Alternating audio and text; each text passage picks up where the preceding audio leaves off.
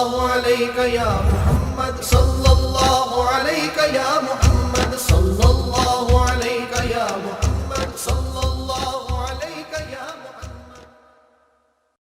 بھی ہے دوسرا نقطہ یہ ہے کہ یہ جو جسم ہے اس کا تعلق نہ ازل سے ہے نہ ابد سے. جی جی ایسی اس سے پہلے جسم نہیں تھا اس دنیا سے پہلے، اور اس دنیا کے بعد بھی یہ جسم نہیں ہوگا. وہاں دوسرے جسم دیے جائیں گے جو نہ جلیں گے نہ مریں گے. یہی بات ہے نا، وہ نہ جلیں گے نہ مریں گے، وہ جسم دیے جائیں گے نا. یہ جسم اسی مٹی میں مٹی بن کے رہ جائے. جب اس جسم کو آگے جانا ہی نہیں ہے، دوزخ بہشت میں جانا ہی نہیں ہے، تو پھر یہ نماز کیوں پڑھے؟ تو پھر بھی اس کو اس کا آگے سے تعلق ہی نہیں ہے نا. آگے سے تعلق ہے تو روح کا ہے نا. وہ روح اس کی محتاج ہے. وہ جو روح ہے نا وہ اس جسم کی محتاج ہے. جس طرح ماں بیٹے کو اٹھاتی بٹھاتی ہے، اس طرح یہ جسم اس کو رکوع سجود کراتا ہے. جب وہ بیٹا جوان ہو جاتا ہے نا تو ماں اس کی محتاج ہو جاتی ہے. اللہ. اسی طرح جو تمہاری روح ہے نا وہ اپاہج ہے، وہ باہر نکل نہیں سکتی ہے نا. یہ پھر جسم کو کہا گیا کہ تو اس کو رکوع سجود کرا، تیرا احسان ہوگا اس کے اوپر. اللہ. اور یہی وجہ نا کہ یہ جسم نخرے کرتا ہے نا، اس کو پتا میں نے آگے جانا نہیں ہے نا، تو خواہ مخواہ میرے پر مصیبت ڈال دی اللہ تعالیٰ نے.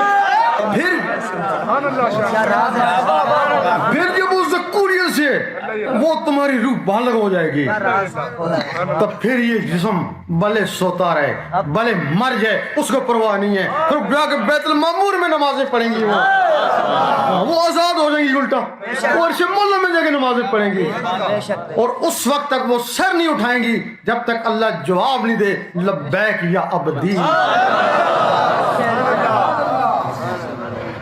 اب کچھ لوگ کہتے ہیں، اس بات کے اوپر اعتراض کرتے ہیں، عام لوگ نہیں کرتے، ہمارے علماء اعتراض کرتے ہیں.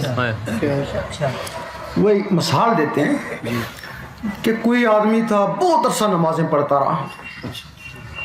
جب بہت عرصہ نمازیں پڑھتا رہا تو بڈھا ہو گیا. اس نے دعا کری، اے اللہ اب تو مجھے نمازوں سے چھٹکارا دے، میں بہت ہی بڈھا ہو گئی ہوں. اللہ نے اس کی دعا قبول کر لی تو صبح اس کو ہوش و حواس ختم ہو گئے. مطلب ہے کہ نماز کی معافی نہیں ہے جب تک ہوش و حواس ختم نہ ہو. اور اس بڈھے نے اپنے انسان کو تو باہر ہی نکالا تھا نا. اگر وہ انسان اس روح کو جوان کر لیتا تو وہ سوتا رہتا، روح اپنی اللہ لے کرتی رہتی ہے نا. لوگوں نے غوث پاک کو کہا آپ شیخ بقا کی بڑی تعریف کرتے ہیں، وہ تو نماز نہیں پڑھتے. تو غوث پاک نے فرمایا تمہیں خبر نہیں وہ ہر وقت کعبے میں سر بسجود ہوتے ہیں. وہ لوگ معارف بن جاتے ہیں. ایک عارف ہوتا ایک معارف ہوتا. عارف کیا ہوتا ہے تھوڑی جس کی تشریح کر دیں.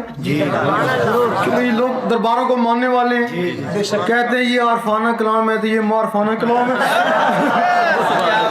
پتہ نہیں یہ کیا ہو گیا. جب کوئی شخص اس جسم سے عبادت کرتا ہے، جنگل میں چلا جاتا ہے، بھوک پیاس سہتا ہے، نمازیں پڑھتا ہے، تہجد کر روزے رکھتا ہے، اس کی یاد میں روتا ہے، جب بھی اللہ چاہے اس کے اوپر اپنی تجلی ڈالتا ہے، اس کے جسم میں ڈالتا ہے، اس کا جسم ولی ہو جاتا ہے. اس کا جسم ولی ہو گیا، وہ جسم سمیت حضور پاک کی محفل میں جا سکتا ہے. ادھر معارف کیا ہوتا ہے؟ عارف کو خطرہ ہے، ہو سکتا ہے تجلی سے ہلاک ہو جائے، ہو سکتا ہے تجلی سے مجذوب ہو جائے.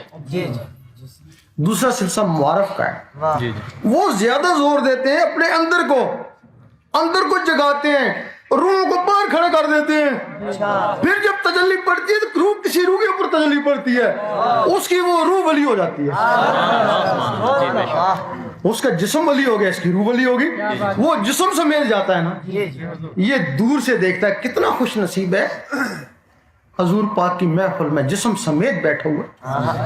اتنے میں حضور پاک بات کرتے ہیں کسی سے، وہ عارف پوچھتا آپ کس سے بات کریں، ہمیں تو نظر نہیں آتا. آپ فرماتے ہیں میں اس آدمی سے بات کر رہا ہوں جس کا جسم مخلوق میں اور روح میرے پاس.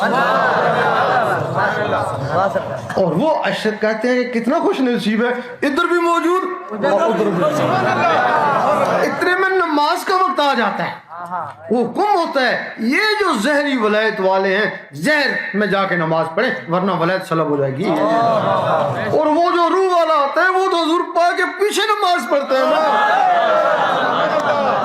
بھلے گھر میں سو رہا ہو نا، وہ روحانی طور پہ حضور پاک کے پیچھے نماز پڑھتا ہے نا، اس کو معارف بولتے ہیں نا۔ جب وہ عارف دنیا سے گزر جاتا ہے، جسم پہ ولایت ملی تھی، جسم ختم ہو گیا، ولایت ختم ہوگی، اس کا فیض ختم ہو گیا، اور اس کی کسی روح کو ولایت ملی تھی وہ قبر میں ولی بن کے بیٹھ جاتی ہے اور قیامت تک لوگوں کو فیض پہنچاتی رہتی ہے نا، وہ عارف ہے اور یہ معارف۔ اور ایک اور ثبوت ہے، ایک دفعہ مجدد صاحب مسجد میں گئے، دیکھا ایک آدمی سو رہا، سوچنے لگے نماز پڑھ کے سویا ہوگا، پھر آپ دوبارہ گئے پھر بھی وہ سو رہا، عصر سے مغرب تک مسجد میں رہتے، مغرب کی اذان ہو رہی ہے وہ سو رہا ہے، آپ کو بڑا غصہ آیا، جھنجھوڑا اٹھ، یا تو نماز پڑھ یا مسجد سے نکل جا۔ وہ فوراً اٹھا، جماعت کھڑی ہونے والی تھی، بلند آواز سے کہا امام صاحب ٹھہر جائیں، امام صاحب رک گئے، وضو کیا، فوراً نیت کری، دور کا سنت وقت فجر، سارے دیکھتے ہیں فجر کا سما ہو گیا،